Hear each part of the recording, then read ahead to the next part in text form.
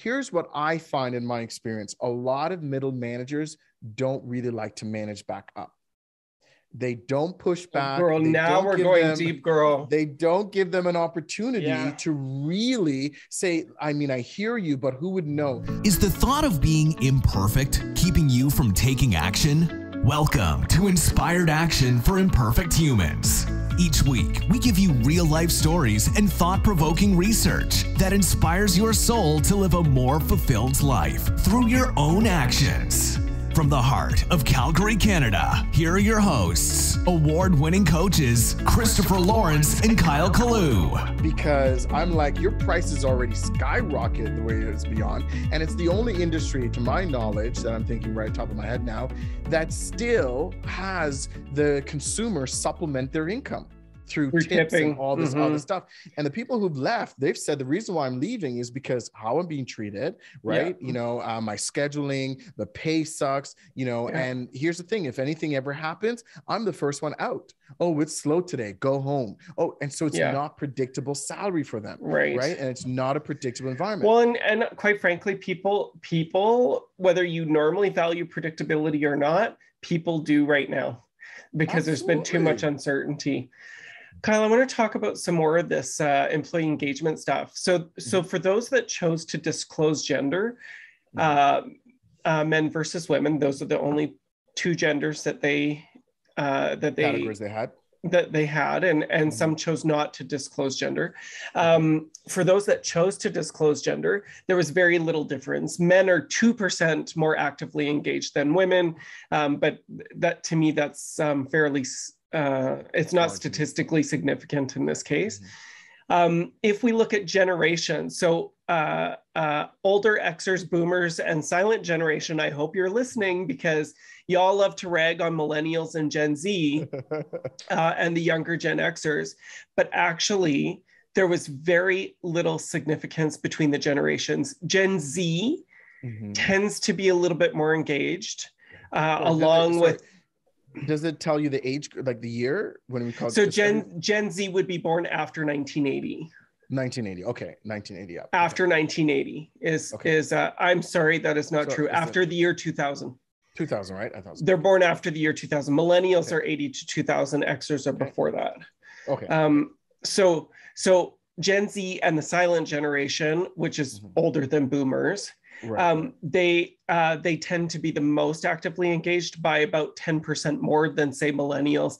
Xers are halfway in between. Baby boomers are almost as disengaged as millennials. The interesting thing, too, is that a lot of people kind of think of millennials as being younger, but actually you have millennials that are like 40, 41 years old right now and as young as 20. It's a pretty broad category because it was a category of 20 years, but your millennials are between 21, 22 to 41, 42 now. Wow. And so I'm a millennial, which is, I mean, that just blows my mind. Some people say it changed in 1978. Some say 1982. I don't think it really matters, but across the board, generationally, not a statistical significance. There is when you look at just the silent generation versus millennials, it looks like there's about a 15% spread there. Right. But disengagement is disengagement. Disengagement is disengagement. If you look at by industry, so consumer, education, energy, finance, healthcare, manufacturing, not-for-profit, even professional services and technology, the lowest was energy, but it is not statistically significant in terms of the difference of any of the other industries, including technology. Wow. So there's only about a 10% spread there. So that is a lot when you're looking at the difference of, say, like 45% to 55%, but it's still only 55%. So this is across the board. And so why do we think that's happening?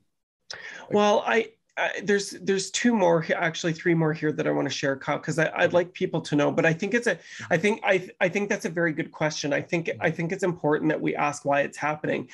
But like, if you want to know the truth, I think it's because we're not asking. I think we're not asking people what they want. I think people are fatigued. Now, here's where there was some statistical significance. It's in tenure.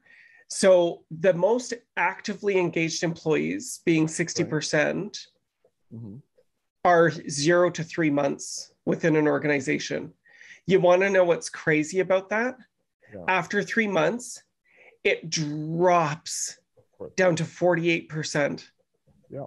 For those that are 3 to 12 months, it drops after 3 months by 12%. And then it stays pretty static. Like there's, you know, from 3 months to 15 years, there's kind of a spread in there about maybe 5% between the groupings of 1 to 2 years, 2 to 5, 5 to 10, 10 to 15, and that's it. This one was really interesting. Employee engagement data by seniority. Below manager level, 41% are actively engaged. At manager level is 49 are actively engaged. So being at the manager level has afforded people a little bit more engagement than not. So there is something about being at that level that maybe allows people to be engaged. I think some of it's probably because it's not optional. I was going to say, some of them is just, that's a part of your role, right? So it's like, you know, your engagement in your role and how you're getting others engaged, right? Because that's the responsibilities usually placed on them, right? So one more. I know this podcast's running a little bit long. One more. Across the globe, if we look at it by continent, all of them are 45% or below actively engaged on every continent, except Latin America is 61. Damn. They're at 61. Damn, I knew it. It's those fiestas. It's the Latin beats. It's the moving of the hips. That's what's happening. Maybe. Right? Yeah, it's really interesting. Their quality of life. Yeah. Well, that's what I think. You know, it's interesting. You look at, like, how many Canadians do we know that have moved to Mexico or Costa Rica in the last 6 months? Like, I can count probably like 10 or 15 right now. Easily. Yeah. And like, it's crazy. People are still talking about it, right? You know, and I think, you know, this comes back to something we've often talked about, this whole thing of work-life balance that we don't believe necessarily in because of the whole balance. And I think we've done a podcast already about that, because there's parts of the flow, right? We believe more in that work-life flow, that there's times that your job needs you and there's times that your life needs you. And it sounds like there's quite a few people since the pandemic are saying, I need to flow a little bit more to life, right? I need to be around certain things. Because you and I were even talking about that, right? Is like, where do we want to live? What do we want to be around? Because we believe no matter where you live, you are you. However, there's a few things people want to tap into, right? When they look at it. So I think the question, and we may have to continue this conversation around, you know, why are we not asking? Because there's some people who, you're right, I don't think they've ever asked what's happening for your disengagement, right? And sometimes there's some leaders who don't even know it's happening because they're just oblivious to it, right? Sometimes they don't even want to know. I'm sorry, that's bullshit. If a leader is oblivious to it, then they're not a leader. They're managing, they're not leading.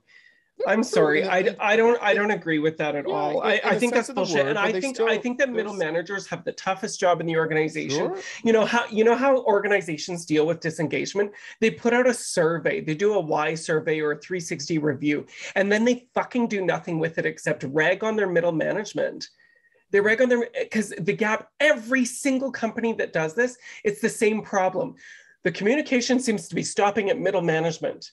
Because we know what we're saying, it's just not getting down to you. And I look at the executives and I say, that's still your problem. If your middle managers aren't doing it, and that's systemic across your organization, that's your problem, not theirs. It's not their fault. You haven't set them up. They're overworked. They're underpaid. They're not taught how to manage change. They're not taught to facilitate change. And you don't give them enough fucking time to do it in their day. Girl. Okay, I know when I said go deeper, I mean, I think you're getting too deep. Girl, I'm at least 8 inches in now. Girl, I'm 8 inches deep now. I keep digging that hole, girl. You wanted to go deep, and we are deep. I think I know you're right about that. I know you're right about that. And I think that the work that we do, you know, especially for myself, when I work with those middle managers and senior leaders, is to let them know their responsibility is to go even deeper. I've worked with those managers that they know there's a problem or don't want to know. What does going deeper mean, Kyle? because I'm waiting for you to go deeper right now. So hang on, that's what she said. I'm sorry. But when you talk to these middle managers, this was actually a legitimate question if you wanted to pay attention. Oh God, can I tell you something? I just think I'm the funniest thing. This morning, my sibling is leaving the house and I said, well, in the words of Cheese, have a good day. I'm sorry, that is some funny ass shit right there. For a guy who doesn't have kids, you have the worst dad jokes. You know, outside of your little puppy there, you have the worst dad jokes. And trust me, folks, I am the recipient of those jokes when it's happening, because he's already laughing halfway through it. And we're like, okay, what's the joke?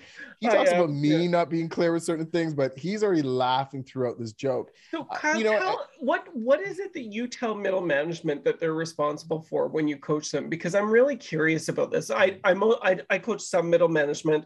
I coach a lot of non-management employees as well. So I'm curious, what do you tell them when you have this conversation with them? Because I actually think that it's a systemic problem, and systemic problems always require a change from the leadership, not change in leadership, change from the leadership. Right. Because sometimes doing that is not going to solve the problem either. Let me answer that by telling you a situation that happened within my mom.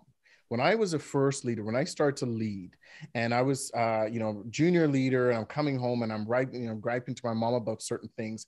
And she sat me down and she said, as a parent, the responsibility for parents is, how do we keep our kids safe? How do we protect them from things? How do we ensure that they have an opportunity to grow and do what they need to do? And so from her perspective, she thinks, she said, as a leader, you need to continue that work, because when these kids go off, at the time I was junior leader at McDonald's, so I'm working with young kids, right? They're 14, 15 years old. And she goes, it's your responsibility as their leader to make sure they're protected, they're safe, they're getting that clear communication as what needs to happen, and for it to really be meaningful. I find, for whatever reason, the more advanced you get in leadership, we seem to forget that that's the responsibility. And then we find that people are making decisions on something that has more to do with the operation advancement and not actually their people. So when I'm working with those middle managers, I'm saying, listen, you're in the middle for a reason. You have a boss and there's someone reporting into you. It is still your responsibility to advocate in 3 areas. 1, what is it that you need to be a better leader? You need to be asked and be able to answer that question. What are you doing, right? What resources do you need? Either tools, resources, education, development. What is that? Kyle, I hear this, but I think they're asking and they can't get them.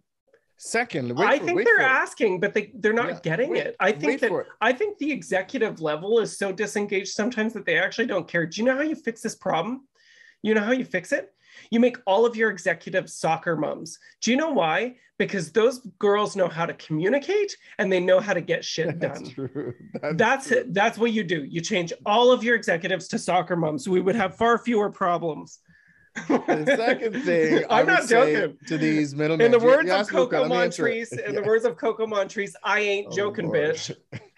The second thing is, you need, as a middle manager, you also need to know what it is that your people need. Right. And I think there's a missed opportunity there, because one thing with the survey is one thing, but if you're going to do a survey, you're not going to do anything about it, then what's the point of doing these why surveys or, employee surveys, whatever the case may be? But you still have to say, well, hold on, it's my responsibility to make sure these guys get what they need. And also that includes removing roadblocks, because oftentimes the employee on the front line has so many roadblocks. And the worst part is when you, the leader / manager, is creating the roadblock, right? Sometimes you don't need to be that roadblock. So you need to understand what that is. And the third thing that the leader is responsible for is speaking for the organization, right? So what does the organization need, right? Between yourself, others, and the organization, that's a big component. Here's what I find in my experience. A lot of middle managers don't really like to manage back up. They don't push back. Girl, now we're going deep, girl. They don't give them an opportunity to really say, I hear you, but who would know? I can't tell you how many times I've said, listen, either you hired me for a reason, because if you're going to tell me how to do it, you could pay someone a lot less than me to go do that thing. But if you put me in this role to be the person who's trying to do this thing up here for you guys, meaning execute on the vision, and then almost leading the people in the front line to break down what the vision looks like. Yeah, then you have to give me what I need to do that job. Absolutely. Period. Whether it's resourcing or tools or exactly. Yeah, exactly. Totally. And it's like, I understand that a lot of it is a budget conversation, but if you are budget constrained, and I understand that many organizations are for lots of reasons, it's, to please the shareholders or there is a financial situation. I understand that, but then those leaders need to inspire innovation and creativity and resourcewulness in their people. So it's like, okay, it's not going to be a resource in the form of like a budget line item, another FTE or whatever, but but here's what we can do.